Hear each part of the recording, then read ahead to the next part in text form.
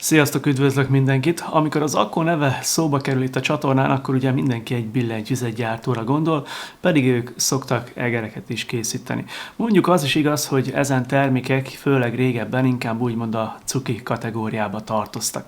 Ezért is volt meglepő, amikor egy éve kiadták a Pulse 1 elnevezésű egerüket, mert ott jó volt a forma, csúcs szuper a szenzor, és még az aksi is kellően nagyméretű volt, szóval elsőre minden úgy tűnt, hogy rendben van, amíg szembe nem jött az egér nagy tömege, és annak magas ára. A projekten már az első pillanatban látszott, hogy sajnos bukó lesz. Valószínűleg ez is történt, mert nem Pulse néven jöttek a folytatások, és teljesen más szemléletet követnek ezek az új egerek, amiből mi ma a Nest elnevezését fogjuk megnézni, sőt ezt valaki meg is nyerheti majd magának.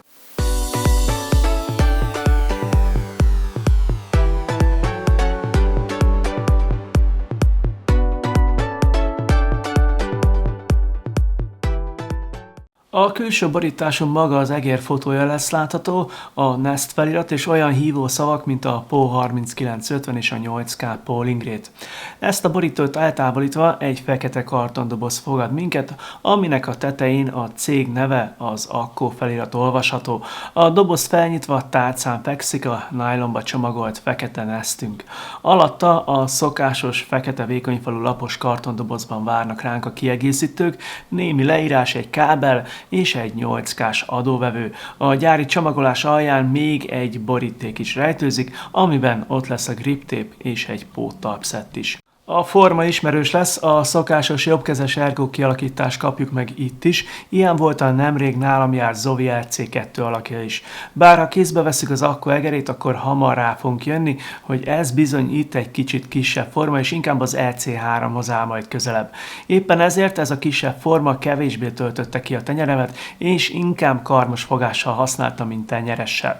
A kisebb kézmérettel rendelkezőknek ez a forma ideálisabb lehet. A Nest méretei a következőek, mindössze 118 mm hosszú, 64 mm széles, és a legmagasabb pontja 40 mm lesz. Ami viszont meglepett, hogy a Nest tömege csak 49 g lett, szóval valószínűleg megfogadták a Pulse 1-kor kapott kritikákat, és gondosan figyeltek arra, hogy az új egerük ezen a téren is versenyképes legyen. Mivel ezelőtt a Zovi RC2 DV Glossy egere volt egy hétig a kezembe, és ott ugye azt mondtam, hogy egy rettentő sima felületet kaptunk, itt azonnal megéreztem, hogy a Nest egy jóval nyersebb felületet biztosít majd számunkra.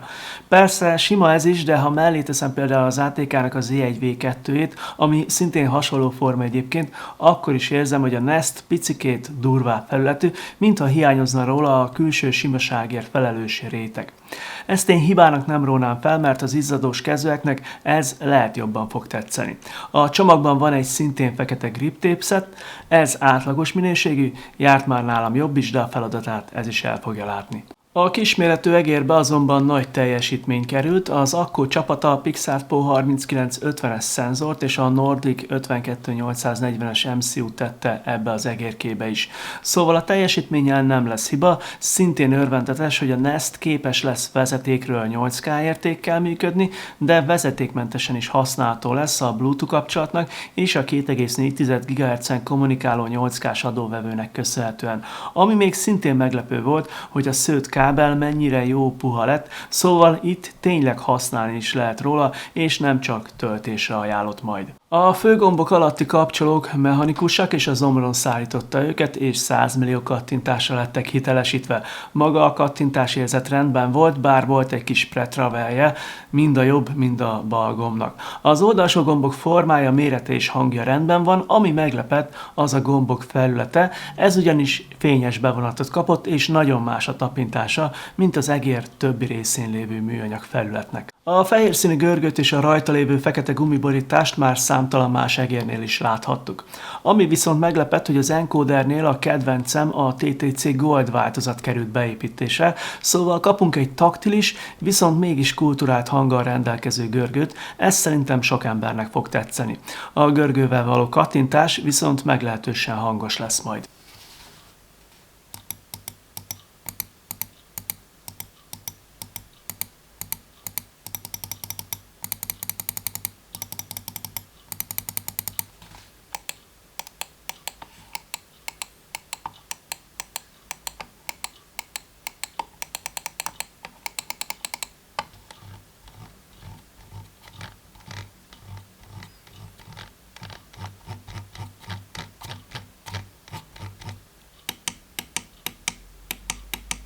Az egér alja kicsit futurisztikus lett a merevítők közötti vékonyított műanyagnak köszönhetően. A zárt alsó részen a szenzortól balra a DPI váltó, jobbra pedig a különböző módok közötti háromállású váltógomb lesz megtalálható. A talpak itt is fekete színt kaptak, akárcsak a Super Strike esetében, csak ezek itt jól is fognak csúszni. Ez a jó siklási élményhez érdemes lesz a teljesen átlátszó védőfóliát is leszedni majd róluk. A dobozban még található egy póttal PTFS-et, itt ez is belefért a kínálatba. A 2,4 GHz-es vezetékmentességhez kelleni fog majd az adóvevő is. Ez a pendrive méretű eszköz a felső sarkába kapott egy ledet, ami zölden világít, ha ébren van az eszközünk. A nagyobb gond vele, hogy USB-A bemenetet kapott, és a csomagban nincs átalakító hozzá, szóval ezért ezt az emberek többsége valószínűleg a számítógép hátuljába fogja bedugni, és utána úgymond meg lesz lepődve, ha a gépház leárnyékolja majd netán a jelerősséget. Ha van a gépházadon oldalt, vagy felül egy USB kimenet, inkább oda érdemes majd csatlakoztatni ezt az adóvevőt. A vezetékmentességhez kelleni fog majd egy aksi is, ugye? Ez itt 250 mAh lett, ami bizony nem túl nagy, gyanítom erre az alacsony tömeg miatt esett a választás. Ez az aksi méret a szokásos kb. 80 órás üzemidőt fogja majd biztosítani számunkra 1K-s polling rate érték mellett. A töltöttség nyomon követhető lesz a szoftverben, és ezzel meg is érkeztünk a leggyengébb láncszemhez. Nincs webes applikáció, ezt még valahogy meg tudom emészteni, hiszen a cégnek nem az egerek a fő profilja, bár ha itt is szeretnének valami maradandót alkotni, akkor nem ártana majd lépniük ezen a téren is valamit.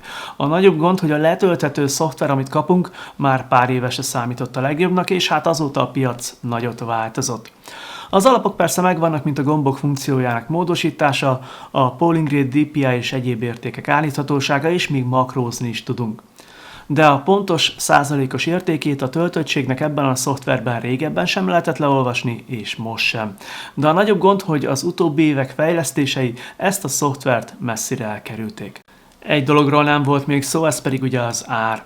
Az Akko európai hivatalos oldalán a Nest postával együtt 35 000 forintért rendelhető meg, ugyanakkor szerintem érdemes az AliExpressen körbenézni, hiszen itt 27-28 000 forintért is hozzá tudunk jutni ugyanehhez az egérhez. Úgy gondolom, hogy az Akko tanult az előző egereinek a hibáiból, és a Nest egy kifejezetten jó egér lett.